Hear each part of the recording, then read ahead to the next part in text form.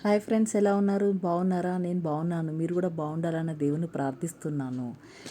Sunday రోజు as యూజువల్గా non veg ఉంటుంది. మేము మా ఆయన చికెన్ తీసుకొస్తా అన్నాడు. అలాగే ఉట్టి చికెన్ ఎందుకు, ఈసారి గోంగూర చికెన్ చెయ్యి అని చెప్పారు. దానికోసం గోంగూర తీసుకొస్తా అంటే నేను వద్దు ఆల్రెడీ మన ఇంట్లో చెట్టు ఉంది, ఫస్ట్ టైం నేను పెట్టినందుకైనా నేను గోంగూర చికెన్ చేయాలి కదా అని చెప్పాను. ఫస్ట్ టైం నేను పెట్టిన చెట్టు నుండి యూజ్ చేసుకొని వంట చేయడం ఇంతవరకు ఎప్పుడూ చేయలేదు. అందుకే నాకు చాలా హ్యాపీగా ఉంది. అయితే అది దంచు ఈ జింజర్ పేస్ట్ లాగా అయితే చేస్తున్నా. ఇవి చికెన్ ఫ్రై అయితే చేస్తున్నాము.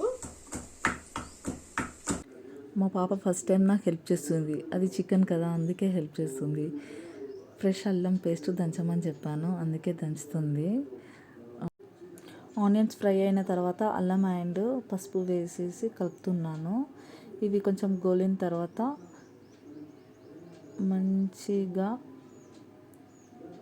కడిగిన చికెన్ని వేసి కొంచెం సేపు మగ్గించాలి.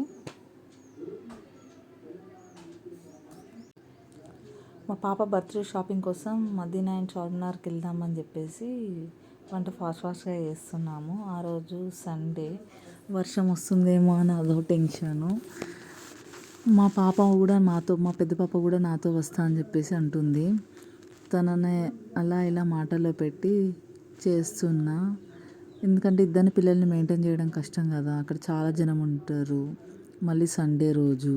అందుకని చెప్పేసి మంచిగా నూనెలో మగ్గిన తర్వాత చికెన్ కొంచెం అప్పుడు మంచిగా ఫ్రెష్గా కడిగిన పుదీనా వేసి కలుపుతున్నాను. మంచి స్మెల్ వస్తుందండి, చాలా టేస్టీగా ఉంటుంది. మా పాపకు కూడా చాలా ఇష్టం గోంగూర చికెన్ అంటే.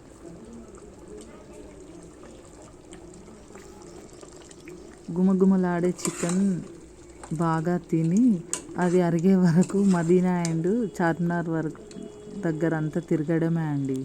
పిల్లలతో షాపింగ్, రష్, సండే, ఇక మా పని అయిపోయిందని మాకు అర్థం అయిపోయింది. మేము వచ్చేసరికి ఏ టైం అవుతుందో తెలియదు.